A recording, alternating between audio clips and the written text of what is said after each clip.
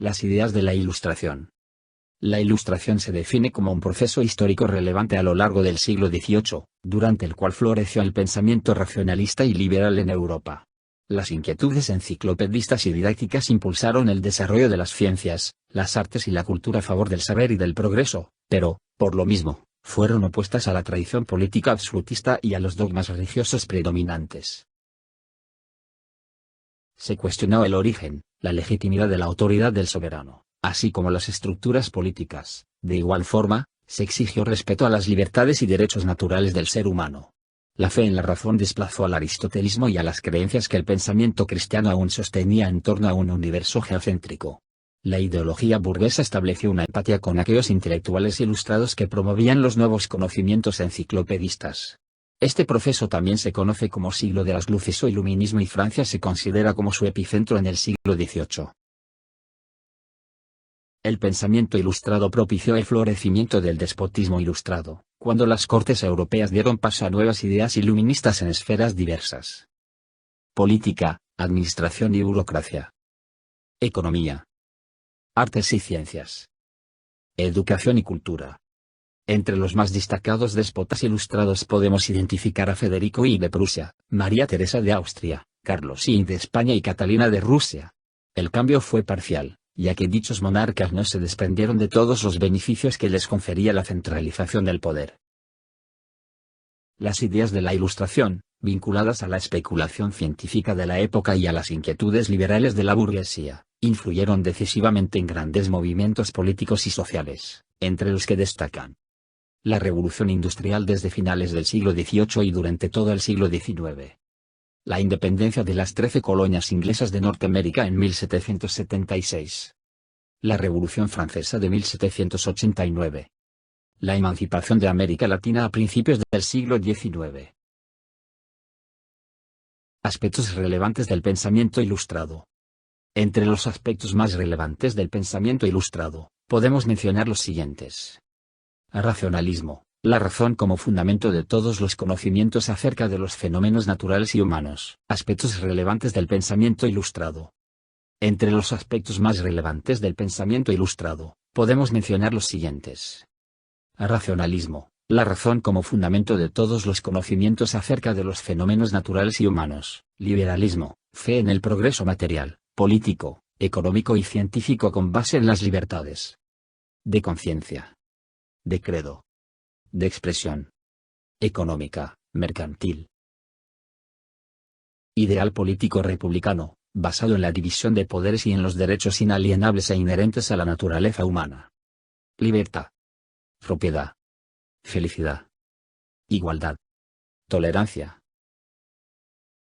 Pensadores e ideas de la Ilustración. Para analizar a los pensadores e ideas de este periodo, lo estudiaremos en los planos político y económico. En el plano político. Thomas Hobbes, 1588-1679. Filósofo materialista inglés del siglo XVII que estableció las bases del laicismo y del racionalismo. En su máxima obra, El Leviatán, Hobbes afirma que, en su origen, la especie humana habitaba una sociedad primitiva sin leyes, ni autoridades, en condiciones de barbarie y de guerra. Aunque la teoría de Hobbes justificó el poder absoluto del soberano, sostiene un fundamento laico sin la intervención divina, para designar al gobernante, mediante un pacto entre individuos. John Locke, 1632-1704. Filósofo inglés con quien inició la corriente empirista, que considera la experiencia como la fuente del conocimiento humano. Locke expone que el Estado o sociedad política debe preservar las libertades y derechos naturales, pero si el soberano quebranta el pacto, el pueblo debe sustituirlo mediante la revolución.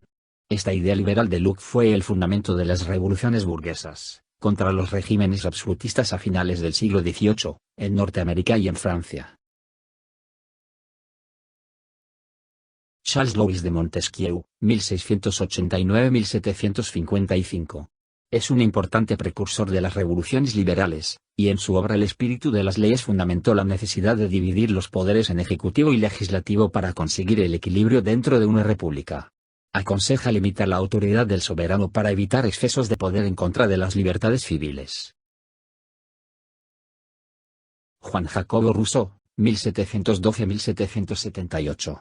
intelectual francés cuyos ensayos repercutieron en el rumbo de la Revolución de 1789. Autor de El contrato social.